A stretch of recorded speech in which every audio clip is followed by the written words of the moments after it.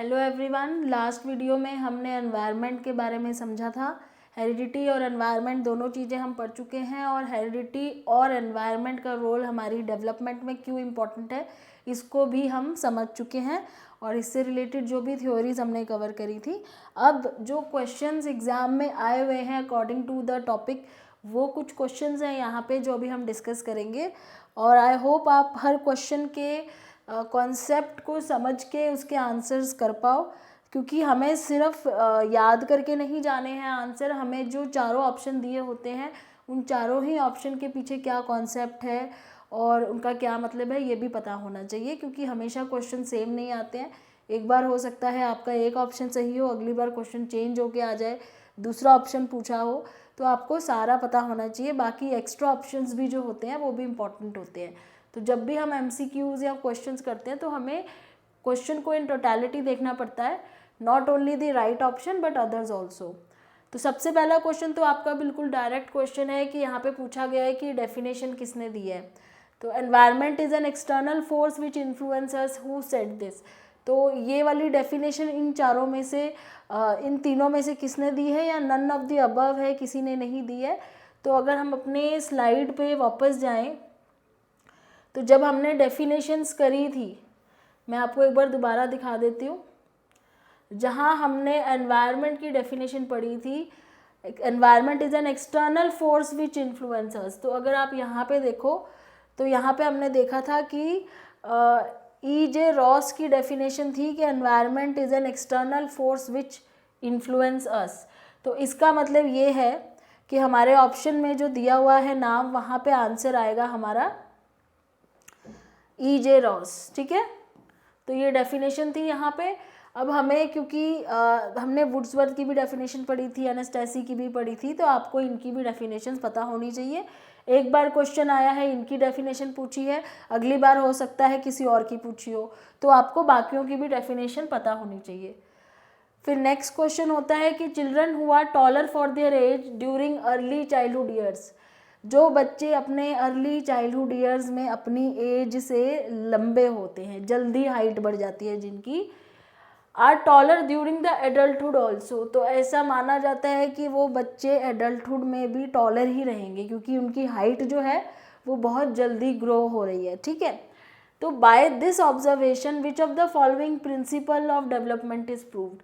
तो इसके अकॉर्डिंग चारों में से कौन सा प्रिंसिपल जो है वो प्रूव हो रहा है कि अगर बच्चा अर्ली चाइल्डहुड में जिसकी हाइट ज़्यादा है अपनी बाकी एज के, सेम एज के बच्चों से एक बच्चे की हाइट ज़्यादा है, ठीक है, हाइट ज़्यादा बेटर उसकी ग्रो हो रही है as compare to other children, तो कौन सा प्रिंसिपल फॉलो होगा कि वो एडल्टहुड में भी सिमिलरली उसकी हाइट दूसरों से बेटर होगी।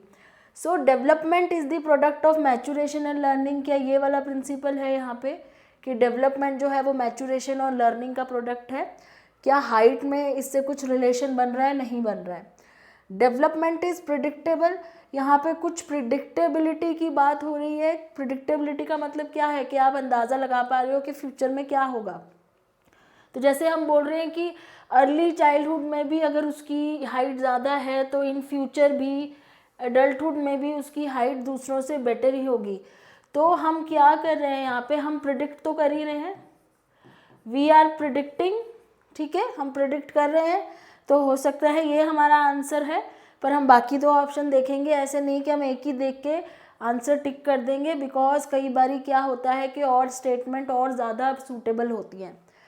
Rate of development remains constant, ये वाला प्रिंसिपल कह रहा है कि जो रेट ऑफ डेवलपमेंट है वो कांस्टेंट ही रहता है हमेशा, तो ये वाला प्रिंसिपल भी यहाँ सूट नहीं कर रहा है। फिर early development is more important than later development. जो स्टार्टिंग में डेवलपमेंट होती है, अर्ली डेवलपमेंट जो होती है बचपन में होती है, चाइल्डहुड में होती है, वो बाद की डेवलपमेंट से ज़्यादा इंपॉर्टेंट होती है। तो ये दोनों स्टेटमेंट ज़्यादा खास नहीं लग रही हैं और ये मैच नहीं हो रही है हमारी स्टेटमेंट से, तो हमारा आंसर फिर यही रहेगा कि डेवलपमेंट इज़ प्रिडिक्टेबल। यही प्रिंसिपल है जो इस स्टेटमेंट के साथ जा रहा है। नेक्स्ट क्वेश्चन है, on the whole the sequence in which child develop follows two trends. तो सीक्वेंस में जो डेवलपमेंट होती है या जिस डायरेक्शन में डेवलपमेंट होती है वो इनमें से कौन सी है? लर्निंग एंड मैचुरेशन है, कांस्टेंट एंड कोरिलेटेड है, ग्रोथ एंड डेवलपमेंट, सिफेलोकॉर्डल एंड प्रॉक्सिमोडिस्टल। इन चारों वर्ड्स में से या इन चारों ऑप्शंस में से आपका कौन सा ऐसा है जो आपको सीक्वेंस के बारे में बता रहा है कि डेवलपमेंट कौन सी सीक्वेंस में होती है? अगर आपको याद हो तो हमने पढ़ा था हेड टू टो एक सीक्वेंस होती है डेवलपमेंट की, और एक होती है सेंटर टू आउटसाइड। तो ये वाला जो वर्ड होता है हेड टू टो, इसको बोलते हैं सिफेलोकॉर्डल, और सेंटर टू आउटसाइड जो डायरेक्शन होती है इसको बोलते हैं proximodistal. That means this is our answer. This is telling us about the direction और the sequence in which development takes place. Next question, determinants of individual differences in human beings relate to. Human beings में जो individual difference होता है, individual difference मतलब इसको आप variability भी कह सकते हो, ये वर्ड आपको सिनोनिम भी कहीं पे लिखा हुआ मिल सकता है, वेरिएबिलिटी, कि हमारे सबके अंदर जो डिफरेंसेस हैं, हम एक दूसरे से अलग हैं, कई डायमेंशंस में अलग हैं, फिजिकल फीचर्स में अलग हैं, मेंटल एट्रीब्यूट्स में अलग हैं। तो हमारे अंदर जो वेरिएबिलिटी है, वेरिएशंस है, उसके डिटर्मिनेंट कौन है? Is it only the environment, is it only the heredity, और is it between interaction between heredity and environment, या both heredity environment interacting separately? अब इनमें ध्यान से देखना है आपको, क्या सिर्फ एनवायरनमेंट से ही हमारे इंडिविजुअल डिफरेंसेस में फ़र्क आता है? क्या हमारी जो आपस में एक दूसरे के डिफरेंसेस हैं हमारे अंदर या इंडिविजुअल्स में, ह्यूमन बींग्स में, क्या वो सिर्फ एनवायरनमेंट की वजह से हैं? तो जैसे कि हमने पढ़ा कि दोनों ही ज़रूरी हैं, तो ये ऑप्शन गलत है। क्या वो सिर्फ हेरिडिटी के डिफरेंस से ही होता है? तो अगेन सिर्फ हेरिडिटी से नहीं होता, एनवायरनमेंट का भी रोल होता है। तो ये दोनों तो क्लियर ऑप्शन गलत है। नेक्स्ट ऑप्शन है interaction between heredity and environment, ये ठीक लग रहा है क्योंकि यहाँ पे बोल रहे हैं कि हेरिडिटी और एनवायरनमेंट दोनों का आपस में इंट्रैक्शन होता है, तो इंडिविजुअल डिफरेंसेस आते हैं। लास्ट ऑप्शन मैंने क्यों बोला है कि इंपॉर्टेंट है, देखो यहाँ पे इन्होंने लिखा है इंट्रैक्टिंग सेपरेटली, यहाँ पे ये वाला वर्ड है जो आपको ये बताएगा कि ये स्टेटमेंट गलत है, क्योंकि सेपरेटली नहीं, एनवायरनमेंट और हेरिडिटी एक साथ काम करती है in combination, it is not in isolation और नॉट सेपरेटली। तो इस वर्ड की वजह से आपकी ये लाइन गलत हो जाती है, तो our answer will be this. Okay, next is you did not start speaking on the day you were born, instead you developed speech gradually, this is a principle of dash. Again यहाँ पे principal of development कौन सा वाला आएगा? क्या कह रहे हैं कि हमने बॉर्न होते ही, पैदा होते ही बोलना नहीं शुरू किया था, धीरे धीरे हमारी स्पीच डेवलप हुई थी। तो विच प्रिंसिपल इज दैट? अब नाउ डेवलपमेंट इज प्रिडिक्टेबल, ये तो यहाँ पे नहीं है, ऑब्वियसली कुछ प्रिडिक्ट नहीं कर रहे हैं, ठीक है। Development proceed stage by stage, क्या यहाँ पे ये कह रहे हैं कि डेवलपमेंट स्टेज बाय स्टेज होती है? कुछ चीज़ें हमें स्टेजेस में समझ आती हैं और डेवलपमेंट स्टेजेस में नज़र आती हैं, स्टार्टिंग में कुछ और दिखता है, फिर जब बड़े होते हैं तो कुछ और चीज़ें नज़र आती हैं डेवलपमेंट में। ये ठीक हो सकता है, बिकॉज स्टेज बाय स्टेज की बात क्यों कर रहे हैं? क्योंकि यहाँ पे कह रहे हैं कि जब बेबी बॉर्न होता है तब वो बोलना नहीं सीखता है, फिर वो धीरे धीरे बड़ा होता है तो उसके अंदर स्पीच डेवलप होती है, तो एक स्टेज की बात हो रही है। Rate of development remains constant, again ये वाली लाइन भी यहाँ कहीं सूट नहीं कर रही है।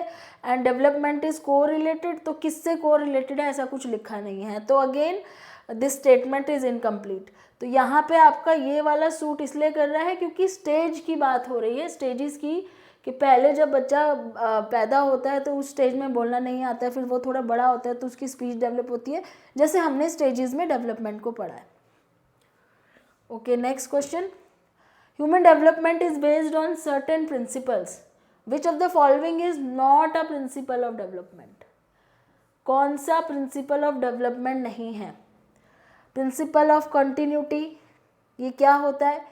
कहता है कि डेवलपमेंट हमेशा होती रहती है, कंटिन्यूस प्रोसेस है। व्हेन वी आर बॉर्न, वहीं से हमारी बर्थ से लेके डेथ तक, इवन बर्थ से भी पहले आप कहो, कंसेप्शन के टाइम से ही डेवलपमेंट शुरू हो जाती है, till our death it continues. तो ये तो प्रिंसिपल है। सिक्वेंशियली, हाँ सीक्वेंस में चलती है। सीक्वेंस में कैसे? जैसे हमने पढ़ा कि स्टेजेस में होता है, उसमें सीक्वेंस होती है कि पहले क्या करेंगे, फिर बच्चे आगे क्या सीखेंगे, उसके आगे क्या सीखेंगे, देयर इज़ अ सीक्वेंस। उसके अलावा भी हमने जो अभी सीक्वेंस पढ़ी थी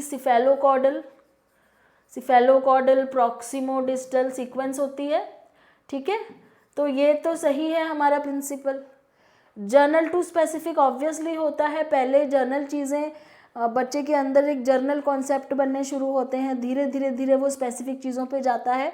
जैसे आप अगर मोटर स्किल्स की ही बात कर लो तो पहले ग्रॉस मोटर स्किल्स डेवलप होते हैं जब बच्चे बॉल को उठाने के लिए अपना पूरा हैंड और पूरा आर्म यूज़ करते हैं।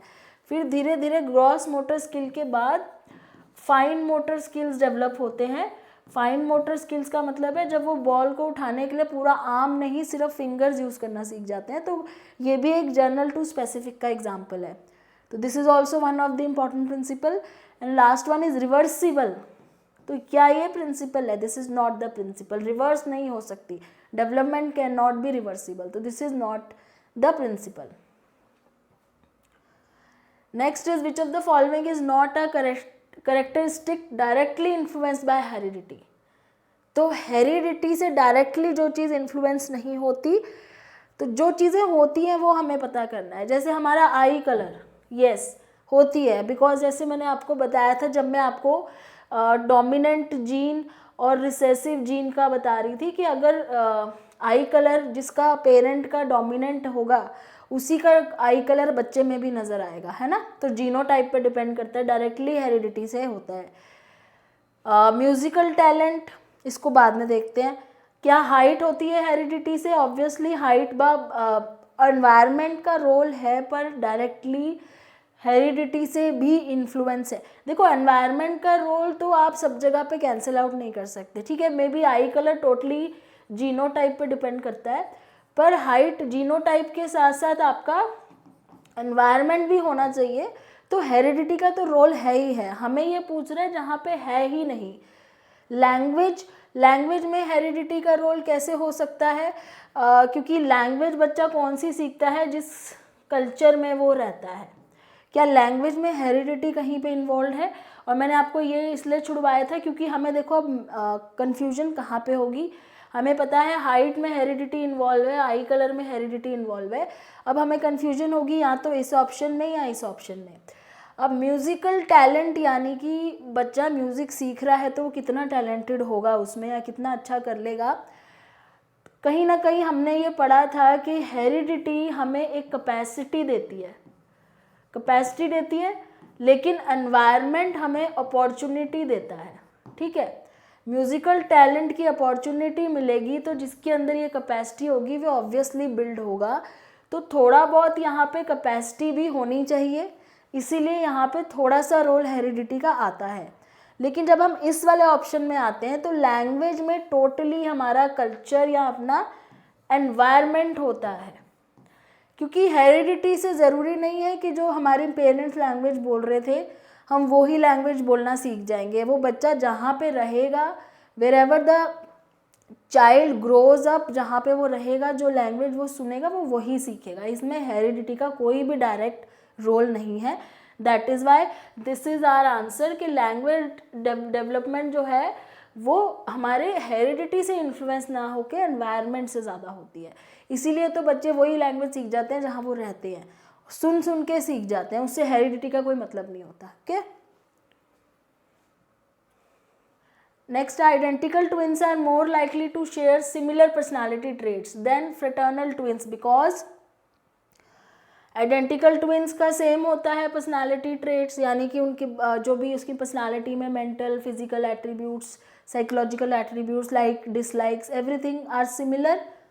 लेकिन फ्रेटर्नल कौन से होते हैं? जो मैंने आपको बताया था जिनमें दो एग्स एक साथ फर्टिलाइज हो जाते हैं and they develop into two separate individuals, ठीक है, वो नॉन आइडेंटिकल होते हैं।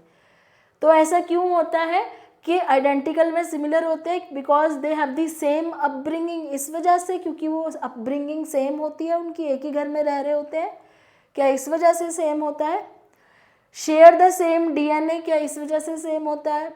वर born on the same day, have the same teachers. अब इसमें से चारों ऑप्शन में से देखो, अपब्रिंगिंग तो ये वाले फ्रेटर्नल ट्विंस की भी हो सकती है सेम, फ्रेटर्नल ट्विंस के पेरेंट्स भी तो सेम होते हैं, तो अपब्रिंगिंग तो इनकी भी सेम हो सकती है। बर्थ तो वैसे इनका भी सेम होता है, ठीक है, बर्थ डेट तो बॉर्न तो उसी दिन हुए होते हैं, चाहे वो फ्रेटर्नल हो चाहे आइडेंटिकल हो। टीचर्स से यहाँ पे कोई मतलब है नहीं। तो आपका आंसर क्या है, share the same DNA, because identical twin एक ही सेल दो में डिवाइड हो जाता है और डीएनए बिल्कुल सेम होता है, ठीक है, this is the answer. Next, child's intelligence is determined by, intelligence एक ट्रेट हो गया आपका, again this is your psychological trait, intelligence एक तरह का ट्रेट है, और ये किससे डिटरमाइन होगा, जेनेटिक्स से, यानी कि सिर्फ हेरिडिटी से, उसके जीन्स पे डिपेंड करेगा, एनवायरनमेंट पे सिर्फ करेगा, combination of genetics and environment पे डिपेंड करेगा, या मदर की एजुकेशन पे सिर्फ डिपेंड करेगा। Now this is a good question. आपको क्या लगता है कि जो बच्चा कितना इंटेलिजेंट है, ये चीज़ क्या उसकी सिर्फ जीन्स पे डिपेंड होगी? क्या हमेशा ऐसा होगा कि डॉक्टर है अगर बहुत इंटेलिजेंट होते हैं या आईएएस ऑफिसर्स हैं, उनके बच्चे हमेशा सेम टाइप ऑफ इंटेलिजेंस लेके पैदा होते हैं? तो ऐसा ज़रूरी नहीं है। क्या एनवायरनमेंट से हो जाता है? क्या अगर बच्चे ऐसे घर में रहते हैं जहाँ आईएएस ऑफिसर हैं तो बच्चे उस एनवायरनमेंट में वो बच्चे भी उतने इंटेलिजेंट बन जाते हैं? Is it necessary? Not necessary, ज़रूरी नहीं है।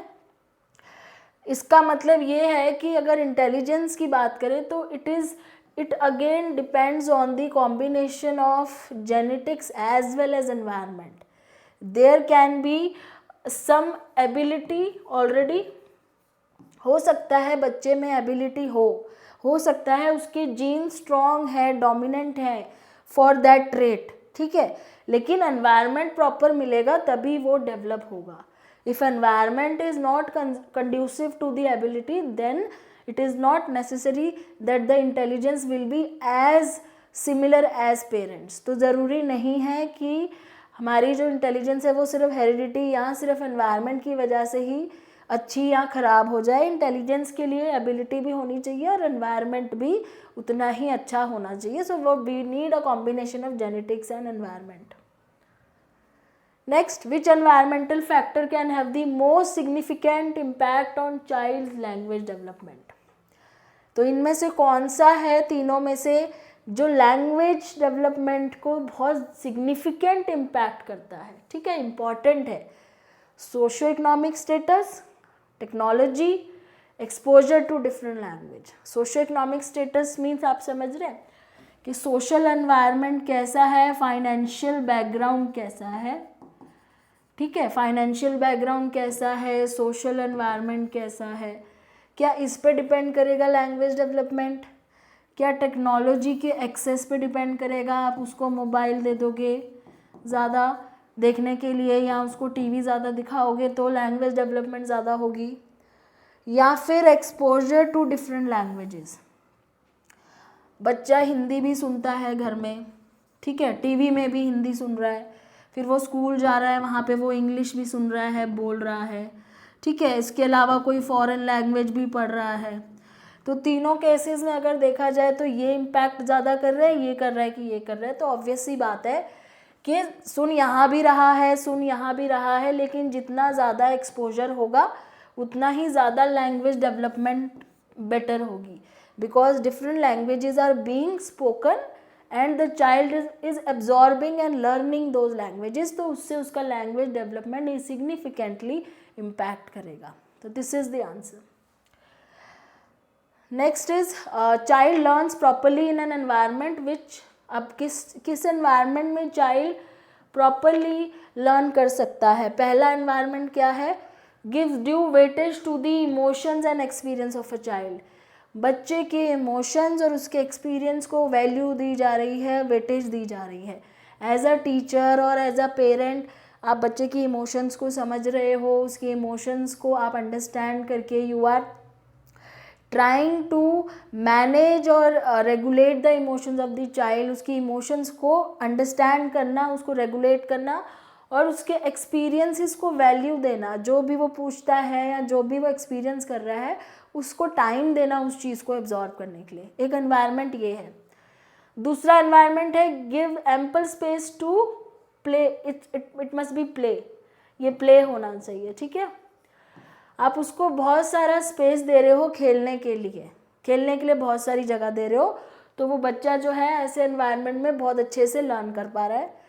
तीसरा है बहुत ही स्ट्रिक्ट डिसिप्लिन है वहाँ पे, जहाँ पे बहुत डांट पड़ रही है, टीचर भी स्ट्रिक्ट है, गलती नहीं करने दे रहे हैं, एक्सप्रेस करने से भी बच्चा डर रहा है, ठीक है।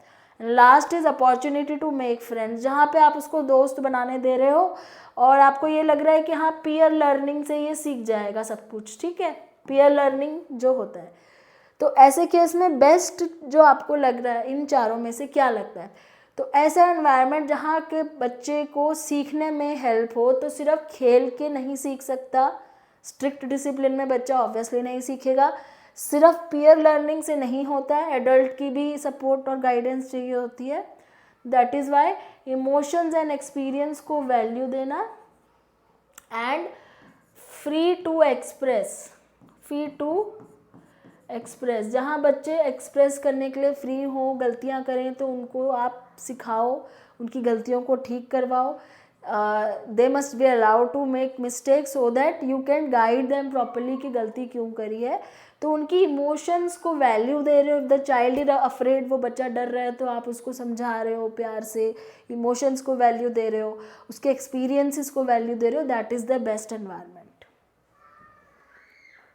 Next is two which of the following statement can the role of heredity environment be linked, इनमें से किन चारों में से, last is none of the above, तो तीनों में से कौन सी स्टेटमेंट है जिससे रोल ऑफ हेरिडिटी और एनवायरनमेंट को लिंक किया जा सकता है, या कोई भी नहीं है इसमें से। So role of environment is static while heredity changes, तो क्या एनवायरनमेंट स्टैटिक, यहाँ पे मतलब स्टैटिक का मतलब है फिक्स्ड है, स्टैटिक का मतलब है फिक्स्ड है, एनवायरनमेंट हमेशा फिक्स रहता है, हेरिडिटी चेंज होती है, is it true? So this statement is false, तो ये तो गलत है option. Comparative effect of heredity and environment differ in many areas of human development, ये कह रहे हैं कि हेरिडिटी एनवायरनमेंट का जो कंपैरेटिव इफेक्ट है, एक दूसरे के कंपैरेटिवली जो इफेक्ट होता है वो कई एरियाज में डिफरेंट हो सकता है, ह्यूमन डेवलपमेंट के एरियाज में या डायमेंशंस में कहीं पे भी अलग अलग हो सकता है। जैसे सपोज कहीं पे आप कहते हो एनवायरनमेंट का रोल है, कई चीज़ों में हेरिडिटी का रोल ज़्यादा है, कई चीज़ों में दोनों का रोल ज़्यादा 50-50 हो जाता है, तो अलग अलग इफेक्ट हो सकता है अलग अलग एरियाज ऑफ डेवलपमेंट में। So this statement is almost true, ठीक है। फिर है behavioural theories and are related to heredity, क्या behavioural theories related to heredity है? This should be are. तो behavioural theories are related to heredity, ऐसा तो कुछ हमने कुछ ऐसा देखा नहीं है कि कहीं लिखा हो या कहीं बोला हो कि सारी बिहेवियरल थ्योरीज हेरिडिटी से रिलेटेड है। कुछ चीज़ें हमारे कंडीशनिंग से रिलेटेड भी होती है। हमारी बिहेवियर थ्योरी ये कहती है कि एनवायरनमेंट में अगर कंडीशनिंग होगी तो बिहेवियर उसके अकॉर्डिंग मॉडिफाई किया जा सकता है। तो कंडीशनिंग जो है it is not heredity, conditioning आपके एनवायरनमेंट में आता है, तो ये अगेन रॉन्ग है। तो हमारा जो सही आंसर है वो यही स्टेटमेंट है जो डायरेक्टली लिंक कर रहा है कि हेरिडिटी एनवायरनमेंट का जो इफेक्ट है वो डिफरेंट एरियाज में अलग अलग हो सकता है। This was again a good question. Next, one of the identical twin brothers is adopted by a socio economically rich family. इसमें देखो कीवर्ड्स क्या क्या है। एक तो आइडेंटिकल ट्विन ब्रदर, दो ब्रदर्स हैं जो दोनों बिल्कुल सेम हैं, उसमें से एक को एक रिच फैमिली ने अडॉप्ट कर लिया and the other by a poor family, और एक बच्चा पुअर फैमिली में चला गया। दो ट्विन्स थे, दो ब्रदर, ट्विन आइडेंटिकल ब्रदर, बिल्कुल सेम, दिखने में सेम, ठीक है। एक बच्चा चला गया रिच फैमिली में, अडॉप्ट कर लिया गया, और एक को पुअर फैमिली में, ठीक है। After 1 year which one of the following may be most likely observed about their IQ scores? IQ score का मतलब होता है intelligent question, intelligence question. IQ score से हमें क्या पता चलता है? IQ स्कोर से हमें इंटेलिजेंस के बारे में पता चलता है। तो इंटेलिजेंस के बारे में पूछ रहे हैं कि जो बच्चा एक रिच फैमिली में गया और एक पुअर फैमिली में गया, तो 1 साल बाद उनकी इंटेलिजेंस या IQ स्कोर में क्या फ़र्क दिखेगा। पहला स्टेटमेंट कह रहा है the boy with poor family will score greater than the boy with rich socio economical family. तो ये कह रहा है कि पुअर फैमिली वाले बच्चे का आईक्यू ज़्यादा होगा रिच फैमिली वाले बच्चे से। क्यों? क्योंकि पुअर फैमिली वाले बच्चे को मेहनत ज़्यादा करनी होती है, तो हो सकता है वो ज़्यादा इंटेलिजेंट हो, और रिच फैमिली वाला बच्चा पैम्पर्ड होगा ज़्यादा, तो उसका आईक्यू कम हो सकता है, ये कह रहे हैं। नेक्स्ट स्टेटमेंट कह रहे हैं socio economic level does not affect the IQ score. Socio economic level का मतलब जो उनका फाइनेंशियल बैकग्राउंड है उससे आईक्यू स्कोर, या सोशल बैकग्राउंड से रिच है या पुअर है उससे कोई फर्क नहीं पड़ता आईक्यू स्कोर पे। तीसरा statement boy with rich socio economic family will score greater than, अब ये उल्टा कह रहा है कि जो रिच फैमिली वाला बच्चा है उसका आईक्यू ज़्यादा होगा पुअर फैमिली वाले बच्चे के आईक्यू से, तो यहाँ इसका उल्टा बोल रहे हैं। एंड लास्ट स्टेटमेंट कह रहे हैं दोनों ही सेम है, कि चाहे वो रिच फैमिली का बच्चा हो चाहे वो पुअर फैमिली का हो, क्योंकि वो दोनों ट्विन्स हैं, इसलिए उनका आईक्यू बिल्कुल सेम होगा। तो अभी हमने थोड़ी देर पहले ये पढ़ा था कि इंटेलिजेंस और आईक्यू जो है वो टोटली हेरिडिटी पे डिपेंड नहीं करता, उसमें एनवायरनमेंट का भी बहुत बड़ा रोल है। हो सकता है बच्चे में एबिलिटी है, पोटेंशियल है, एकेडमिकली इंटेलिजेंस होने की कैपेसिटी है, पर उसको एनवायरनमेंट भी उतना ही सपोर्टिव चाहिए, उसको फैसिलिटी भी उतनी चाहिए उस चीज़ को और ज़्यादा पॉलिश करने के लिए, बिल्ड करने के लिए। तो यहाँ पे रिच और पुअर से तो फ़र्क पड़ता ही नहीं है। This statement is wrong, again this statement is wrong. Equal नहीं हो सकता, ज़रूरी नहीं है आईक्यू, क्योंकि हेरिडिटी पे डिपेंड नहीं होता, तो ज़रूरी नहीं है कि वो सेम उसके हैं, सेम डीएनए है तो आईक्यू भी सेम होगा, not necessary. Finally what we can say here the right option is that socio economic level does not affect the IQ score. इससे सोशो इकोनॉमिक लेवल में कोई असर नहीं होता है, उसका एनवायरनमेंट कितना सपोर्टिव है, गाइडेंस कितनी मिलती है उसको, उस पर डिपेंड करता है। ये भी हो सकता है कि पुअर फैमिली का बच्चा है बट उसको इतना अच्छा सपोर्ट मिला फैमिली से, इतनी गाइडेंस नहीं भी मिल पाई, पर फैमिली वाले इतने सपोर्टिव थे कि वो उसने कर लिया अपनी लाइफ में जो वो करना चाहता था, और वो बहुत अच्छी पोजीशन पे पहुंच गया। जैसे हमने बहुत सारी स्टोरीज सुनी है कि बड़े बड़े आईएएस ऑफिसर्स बहुत पुअर फैमिली से होते हैं। तो सिमिलरली एनवायरनमेंट का भी रोल बहुत इंपॉर्टेंट रहा यहाँ पे, ठीक है। So which of the following statement is true? Genetic makeup impacts responsiveness of an individual to qualities of the environment. तो पहली लाइन आपकी ये कह रही है कि जो जेनेटिक मेकअप होता है उसकी वजह से एनवायरनमेंट की जो क्वालिटीज़ हैं उसको, एनवायरनमेंट को रिस्पॉन्ड इंडिविजुअल करता है because of the genetic makeup. उसका जीन्स कैसे हैं उस पर डिपेंड करता है कि वो उस एनवायरनमेंट में कैसे रिस्पॉन्ड कर रहा है या रिस्पॉन्स दे रहा है अपने एनवायरनमेंट में।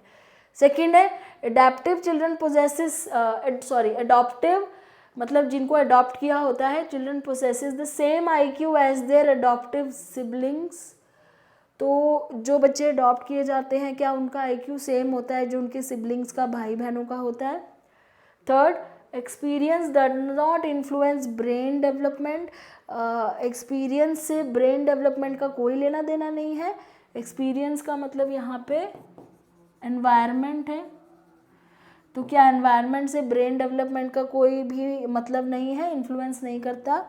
एंड लास्ट में intelligence remains unaffected by the schooling.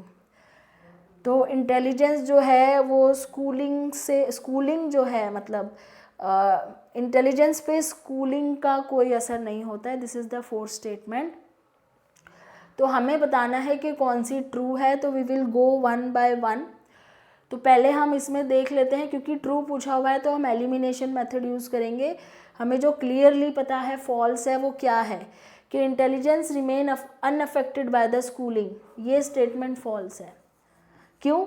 क्योंकि स्कूल से भी बहुत फ़र्क पड़ता है। स्कूल एक एजुकेशन सिस्टम देता है, स्कूल एक ऐसा एनवायरनमेंट देता है जहाँ पे हम अपनी इंटेलिजेंस को और ज़्यादा बेटर बनाने के लिए गाइडेंस का यूज़ कर सकते हैं, ऐसे एनवायरनमेंट को क्रिएट कर सकते हैं कि हम और ज़्यादा बेटर कर सकें। तो स्कूल का तो बहुत ही बड़ा रोल होता है। तो this statement is false. Experience does not influence, ये भी फॉल्स है। क्यों? हमारा जो एक्सपीरियंस होता है उससे हमारे ब्रेन की कॉग्निटिव फंक्शंस की डेवलपमेंट होती है कि नहीं होती है। जैसे हम डिसीजन मेकिंग में कितने इम्प्रूव होते हैं बिकॉज ऑफ आवर एक्सपीरियंस, क्योंकि हमने पहले कोई ऐसा डिसीजन लिया होता है जिसका रिजल्ट हमें पता होता है कि गलत रहा, तो अगली बार हम वो डिसीजन सोच समझ के लेते हैं। तो इसका मतलब क्या है कि जो हमारे एक्सपीरियंसेस हैं वो हमारे ब्रेन डेवलपमेंट को या ब्रेन के फंक्शंस को इन्फ्लुएंस करते हैं, तो हम अगली बार उस तरीके से ही अपने जो है डिसीजन या प्रॉब्लम्स को टैकल कर पाते हैं। तो ये यहाँ पे ये फॉल्स हो गई स्टेटमेंट। फिर आता है adoptive children possesses the same IQ as their adoptive sibling. तो घर में बच्चे अगर अडॉप्ट किए गए हैं तो क्या उनका IQ लेवल सेम होगा?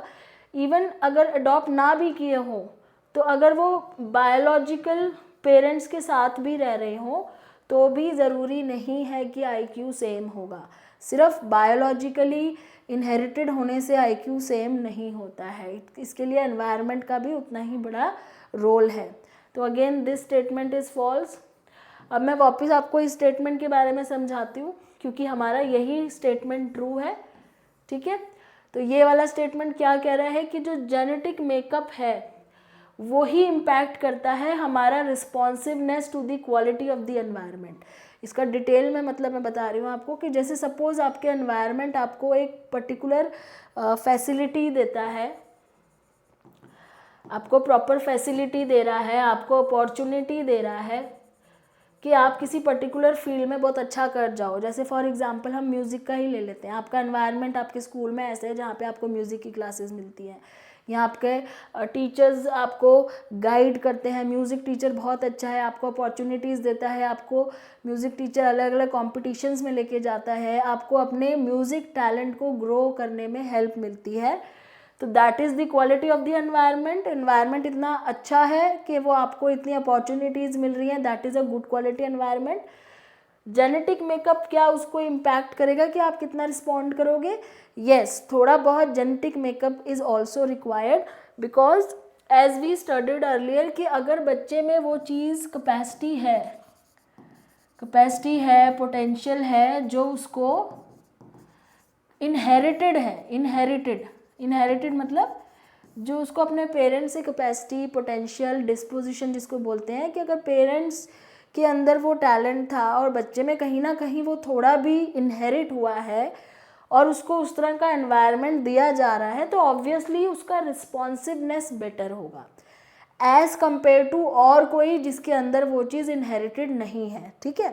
तो ऐसे में क्या होता है, अगर हमारे अंदर ऑलरेडी वो चीज़ इनहेरिटेड है और हमारा एनवायरनमेंट भी अच्छी क्वालिटी का है, मतलब उस चीज़ में हमें सपोर्ट करता है, तो हमारे अंदर वो रिस्पॉन्सिवनेस बेटर हो जाती है, उसको लेके हम ज़्यादा बेटर सीख पाते हैं बिकॉज हेरिडिटी भी हमारी तरफ होती है और एनवायरनमेंट भी। This is the statement, so this is true.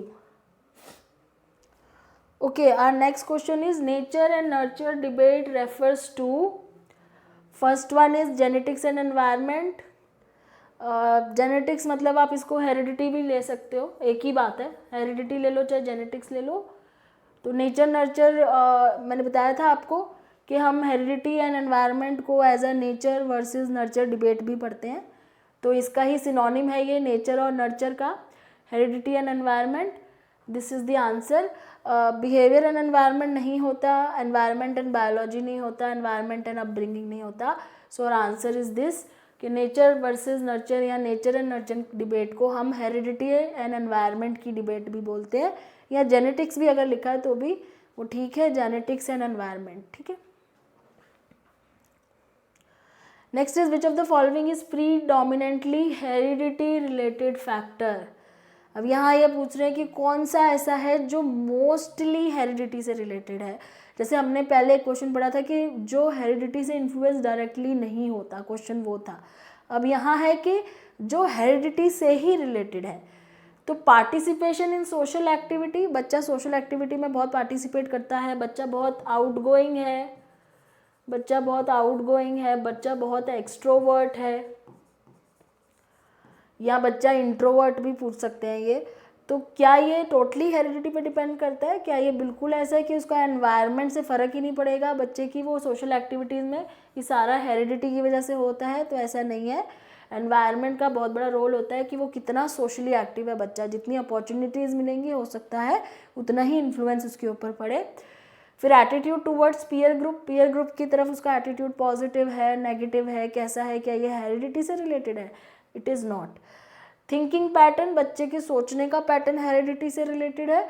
और is it related to the environment, घर में कैसा है या एनवायरनमेंट स्कूल में कैसा है, किस तरह की उसको गाइडेंस मिलती है, किस तरीके की उसको टीचिंग एनवायरनमेंट मिलता है, क्या थिंकिंग उस पर डिपेंड नहीं करता? तो ये हेरिडिटी से तो रिलेटेड नहीं है।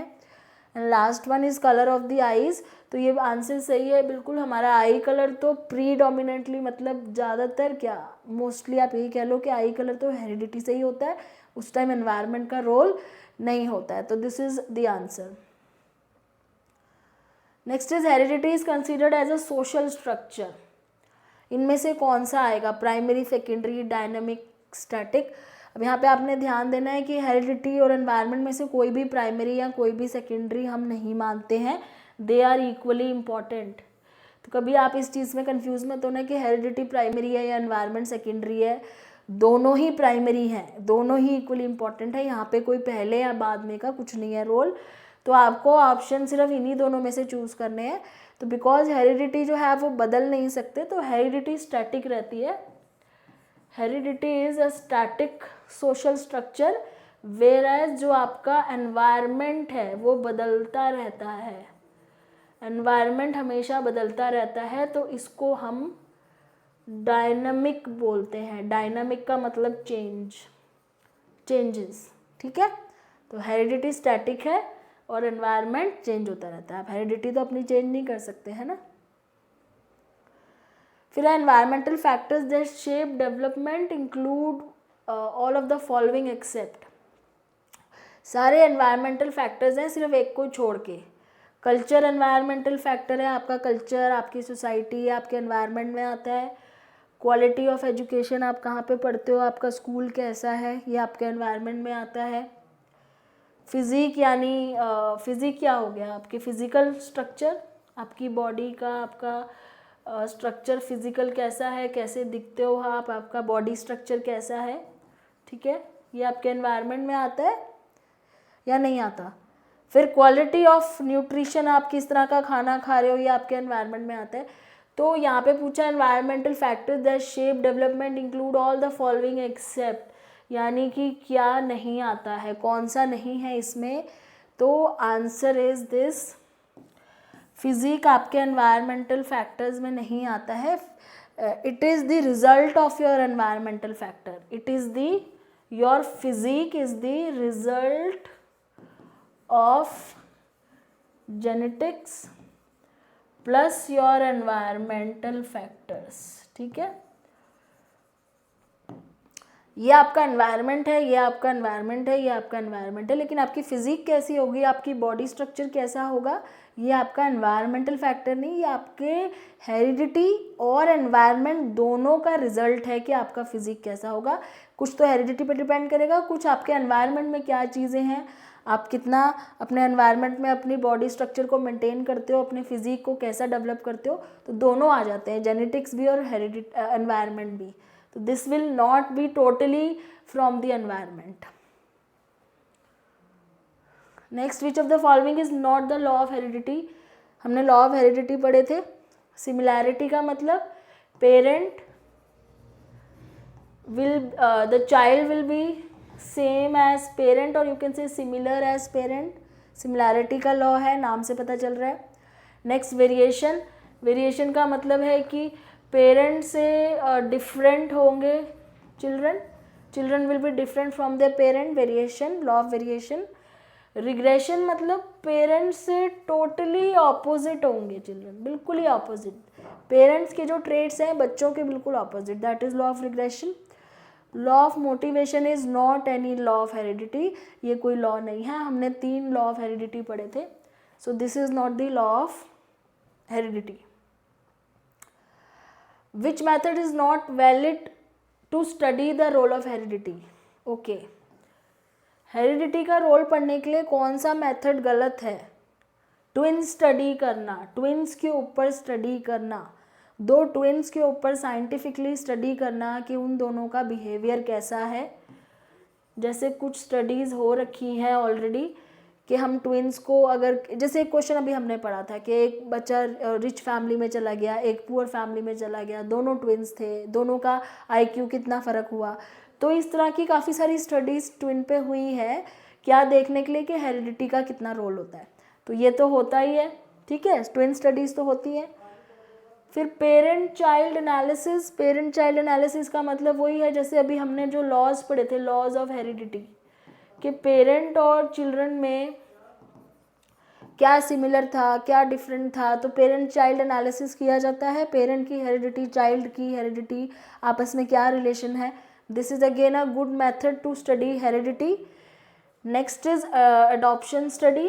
अडॉप्शन स्टडी मतलब वही हुआ जो मैंने आपको बोला कि a child is adopted in different type of socio-economic status, child adoption, जिसमें हम ये देखेंगे कि जो चाइल्ड अडॉप्टेड है क्या उसके ट्रेट्स उसके बायोलॉजिकल पेरेंट्स की तरह हैं, क्या वो बायोलॉजिकल पेरेंट्स की तरह हैं, क्या वो उसके अडॉप्टिव पेरेंट्स की तरह हैं। ऐसी कुछ स्टडीज़ बहुत सारी करी भी गई हैं जहाँ पे ये देखा गया है कि जो बच्चे अडॉप्ट किए जाते हैं क्या वो अपने बायोलॉजिकल पेरेंट्स की तरह ज़्यादा उनके अंदर ट्रेट्स होते हैं या उनके अडॉप्टिव पेरेंट्स की तरह। ये देखने के लिए कि हेरिडिटी का रोल कितना है और एनवायरनमेंट का रोल कितना है, तो वो सारी चीज़ें देखने के लिए अडॉप्शन स्टडीज़ भी करी जाती हैं। फिर लास्ट में पीयर ग्रुप स्टडी है। पीयर ग्रुप स्टडी नहीं होती in case of heredity. Heredity में पीयर ग्रुप स्टडीज़ नहीं की जाती हैं क्योंकि पीयर्स की हेरिडिटी अलग हो जाती है। पीयर मीन फ्रेंड्स हो गए, तो फ्रेंड की हेरिडिटी तो बिल्कुल अलग हो गई। तो हेरिडिटी में पीयर ग्रुप स्टडी का कोई रोल नहीं है। तो दिस इज़ योर आंसर कि ये वाला मेथड वैलिड नहीं है जब हम हेरिडिटी की स्टडी करेंगे। ट्विन मेथड सही है, पेरेंट चाइल्ड हेरिडिटी सेम होती है, हेरिडिटी सेम होती है। और एडॉप्शन में हम ये देखते हैं कि जब हेरिडिटी मतलब हेरिडिटी किसी पेरेंट के साथ है, इनहेरिटेड है, लेकिन रह कहीं और रहा है, अडॉप्टिव पेरेंट्स के साथ रह रहा है, तो वहाँ पे भी हम हेरिडिटी को स्टडी करते हैं। बट पीयर ग्रुप में नहीं कर सकते because heredity is totally different. So this was it, this was some questions that was asked in the exams. कुछ प्रीवियस ईयर पेपर में ये क्वेश्चंस पूछे गए थे और कुछ डायरेक्ट हैं, कुछ इनडायरेक्ट हैं, कुछ टोटली कॉन्सेप्ट बेस्ड हैं जिसमें आपको बहुत ध्यान से एक एक लाइन को पढ़ना है और सारे ऑप्शंस को समझना है। आप सिर्फ एक ऑप्शन पढ़ के आंसर नहीं कर सकते हो, आपको चारों को ध्यान देना पड़ता है, तब आपको सूटेबल आंसर मिलता है। तो इस तरीके से इस टॉपिक पे क्वेश्चंस आए हैं।